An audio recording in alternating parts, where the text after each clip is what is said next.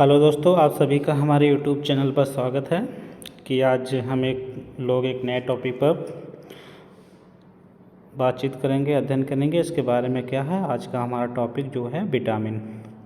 Vitamin किसी भी जीव के पोषण के लिए बहुत महत्वपूर्ण कार्बनिक यौगिक होता है और जिससे शरीर की वृद्धि विकास संभव है और उसके विभिन्न रोगों से लड़ने की क्षमता विकसित होती है। तो विटामिन की अगर बात की जाए तो विटामिन हमारे लिए बहुत उपयोगी है। तो विटामिन के अंतर्गत कौन कौन सी विटामिन्स आती हैं, कौन कौन सी विटामिन्स का क्या रोल है, इसकी कमी से होने वाले रोग को अपूर्णता रोग कहा जाता है, आगे हम लोग मंथन करेंगे। और इससे कौन कौन से रोग उत्पन्न होते हैं और इसके अच्छे अच्छे प्राप्ति स्रोत कहाँ कहाँ से हैं, तो इसके बारे में अध्ययन करेंगे। तो आइए हम लोग देखते हैं कि विटामिन्स के विटामिन्स के स्टेप बाय स्टेप करके देख लेते हैं कि क्या है। यहाँ जैसे कि हमने नोट डाउन कर रखा है, यहाँ पर लिखे हैं विटामिन। देखिए, विटामिन कार्बनिक यौगिक है। अगर विटामिन की बात की जाए तो यह है कार्बनिक यौगिक होता है। और विटामिन शब्द का प्रयोग वर्ष 1911 में जिस वैज्ञानिक महोदय ने किया था, उनका नाम था सी फंक के द्वारा जो है सबसे पहले वैज्ञानिक विटामिन शब्द का प्रयोग किया गया था। विटामिन की कमी से होने वाले रोग को अपूर्णता रोग कहा जाता है। विटामिन की कमी से होने वाले रोग को कौन सा रोग कहा जाता है? अपूर्णता रोग कहा जाता है। ठीक है। वर्तमान में 20 प्रकार के विटामिन की खोज हो चुकी है। जितने भी आज तक विटामिन की खोज हुई है उनमें 20 प्रकार के विटामिन की खोज की गई है। और 20 प्रकार के जो विटामिन खोज की गई है उसमें 13 जो है 20 टाइप्स की खोज की गई है, लेकिन 13 जो विटामिन हैं वो मानव शरीर के लिए अति आवश्यक है। मानव शरीर के लिए क्या है? अति आवश्यक है। विलेयता के आधार पर विटामिन को 2 श्रेणियों में विभाजित किया गया है। मतलब विलेयता के आधार पर, या कह सकते हैं हम घुलनशीलता के आधार पर विटामिन को अगर डिवाइड किया गया है तो 2 टाइप्स का है। जिसमें पहला टाइप क्या है? जल में घुलनशील विटामिन और दूसरा क्या है? वसा में घुलनशील विटामिन। अगर जल में घुलनशील विटामिन की बात की जाए तो बी और सी ऐसे विटामिन हैं जिसमें जो जल में घुलनशील है। वसा में घुलनशील विटामिन की अगर बात की जाए तो ए, डी, ई, के। इस बिंदु पॉइंट को याद रखना बहुत महत्वपूर्ण है। विभिन्न प्रकार के परीक्षाओं में यहाँ से प्रश्न पूछे जाते हैं। ठीक है, कि जल में कौन सा विटामिन घुलनशील है और वसा में कौन सा विटामिन घुलनशील है। तो अगर यहाँ से देखें बी, सी और वसा, मतलब बी, सी और वसा का उच्चारण जैसे एक जैसा हो रहा है, तो इसका विपरीत बी, सी मतलब वसा में ना होकर किस में होगी? जल में। और जिसका उच्चारण जो है प्रोनाउंसिएशन जो है करने पर ADE बिल्कुल वसा से मिलता जुलता ना हो, वह किस में होगी? जल में घुलनशील होगी। ठीक है, इस पॉइंट को आप याद रखिएगा, विभिन्न परीक्षाओं में ये आपसे पूछे जाते हैं। तो यहाँ देख लेते हैं विटामिन ए के बारे में। क्या है विटामिन ए? यह वसा में घुलनशील है। जैसे यहाँ नोट डाउन, सबसे बड़ी बात है कि यह कहाँ घुलनशील है? वसा में घुलनशील है। इसका रासायनिक नाम एक्सोफाइटेल है। ठीक है, इसका रासायनिक नाम एक्सोफाइटेल है।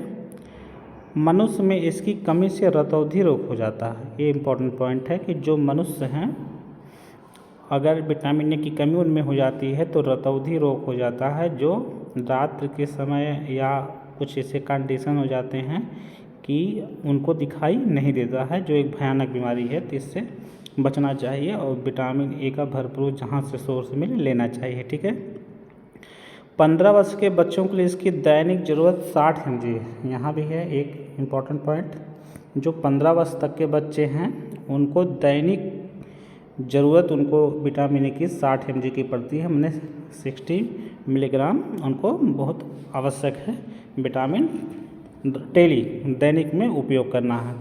अगर यहाँ इसके स्रोत की बात करें तो स्रोत गाजर है, हरी सब्जियां हैं, ठीक, घी है, दूध है, अंडा और मछली भी है, ठीक, अंडा मछली है, ठीक, आदि हैं।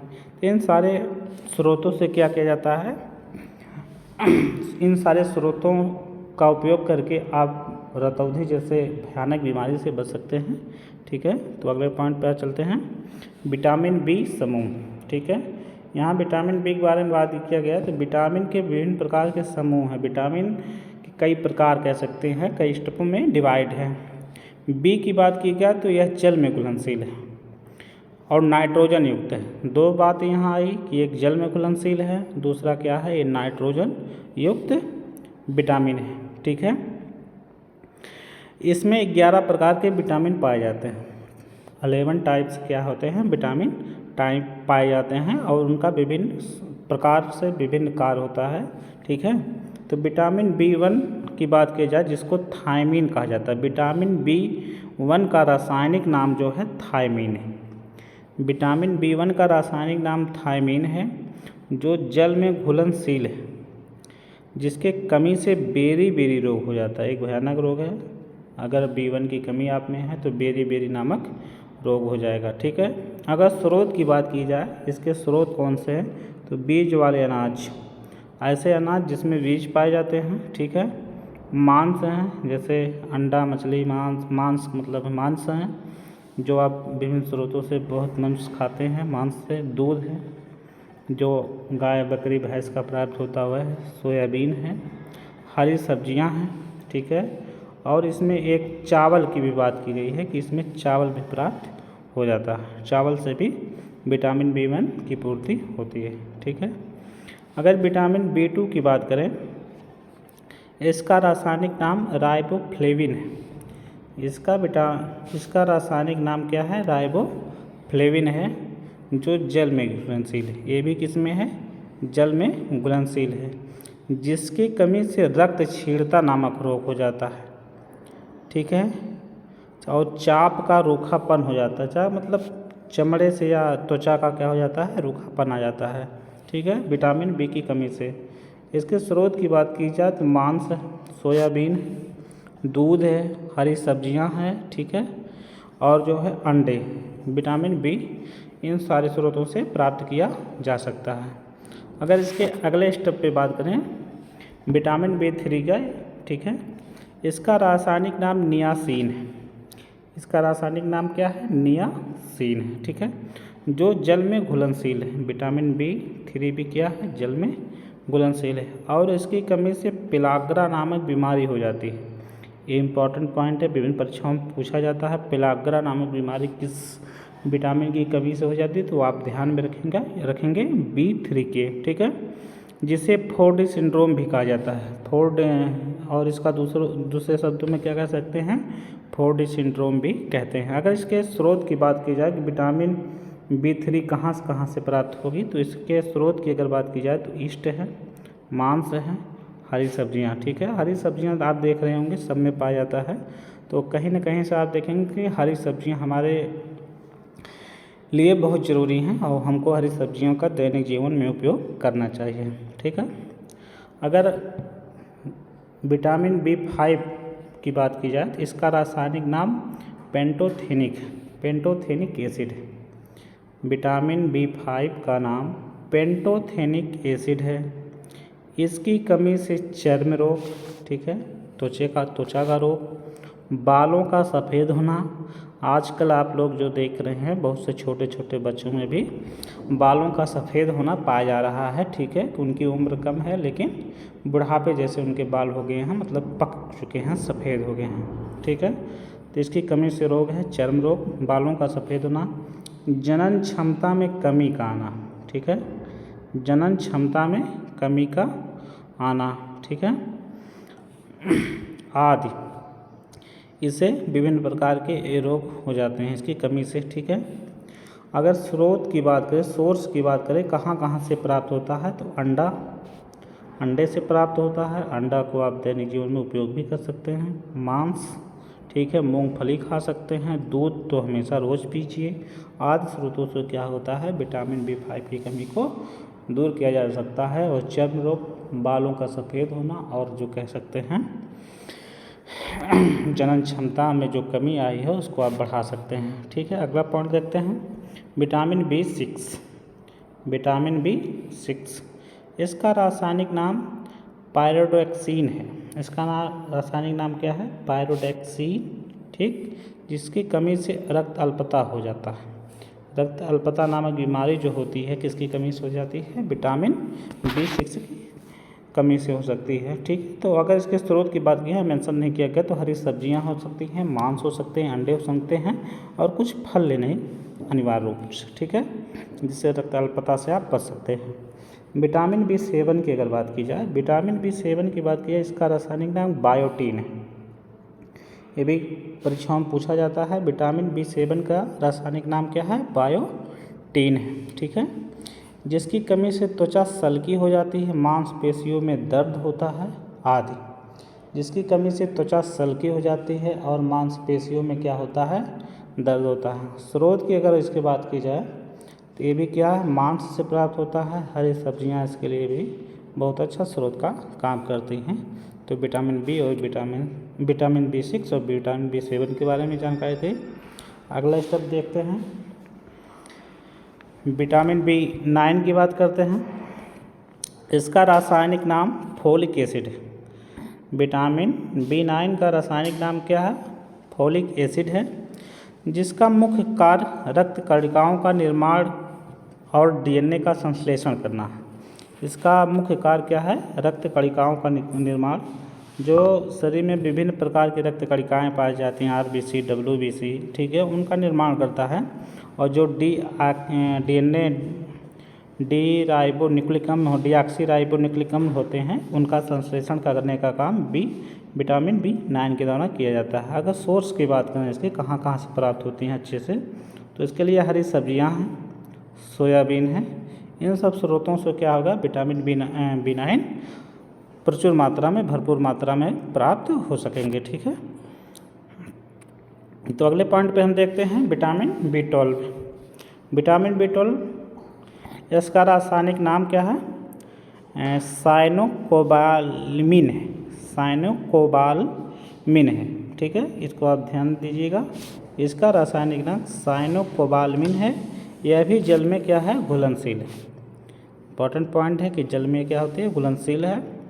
जिसकी कमी से रक्त अल्पता, कौन सी कमी हो जाती है? रक्त की अल्पता हो जाती है इसकी कमी से। ठीक है, और इसका दूसरा कार्य है रुधिराणुओं का निर्माण करना। ठीक है, जो हमारे रुधिर होते हैं उनके निर्माण में भी इसकी महत्वपूर्ण भूमिका होती है। ठीक है, अगर इसके सोर्स की बात करें तो फिश मतलब मछली, ठीक है, अंडा और दूध। ठीक है, इन सभी स्रोतों से क्या होता है? विटामिन B12 प्राप्त किया जाता है। अगले पॉइंट पे चलते हैं, तो यहाँ देखिए विटामिन हमने ए पढ़ लिया, बी पढ़ लिया, अब सी के बारे में पढ़ेंगे। विटामिन सी क्या है? इसका रासायनिक नाम एस्कॉर्बिक एसिड है। विटामिन सी का क्या नाम है? एस्कॉर्बिक एसिड है। इसका मुख्य कार्य RBC का निर्माण करना होता है। RBC मतलब रेड ब्लड कॉर्पोरेशन, रुधिर, लाल रुधिर कणिकाएँ जो होती हैं उसका निर्माण इसके द्वारा, विटामिन सी के द्वारा किया जाता है। ठीक है, किया जाता है। रोग प्रतिरक्षा और हड्डियों के लिए अधात्री का निर्माण करना, मतलब रोगों से लड़ने की क्षमता का निर्माण करती हैं और हड्डियों में क्या होता है? धात्री का निर्माण करते हैं। ठीक है, इसकी कमी से जो सबसे प्रमुख रोग होता है विटामिन सी का, उसका नाम है स्कॉर्बिक एसिड, स्कर्वी नामक रोग हो जाता है। सॉरी, माफ़ कीजिएगा, स्कर्वी नामक रोग हो जाता है, जिससे मसूड़ों में क्या हो जाती है? दर्द का अनुभव होता है।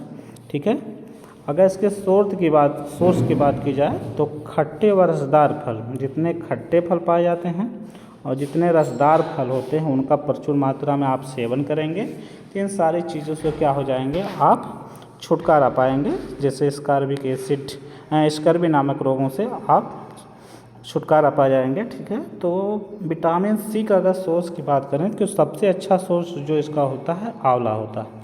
आंवलों का सीजन में आप भरपूर मात्रा में उपयोग करना चाहिए। ठीक है, और विटामिन सी हमारे लिए बहुत ही महत्वपूर्ण है। ठीक है, तो विटामिन सी से जो प्रमुख रोग होता है उसका क्या नाम है? स्कर्वी।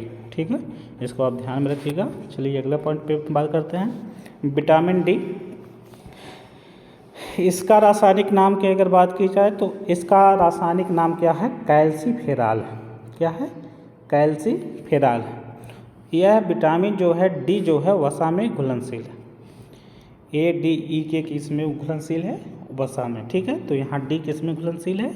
वसा में घुलनशील है। इसका मुख्य कार्य अगर देखा जाए तो दांत, टीथ और हड्डियों का विकास करना होता है।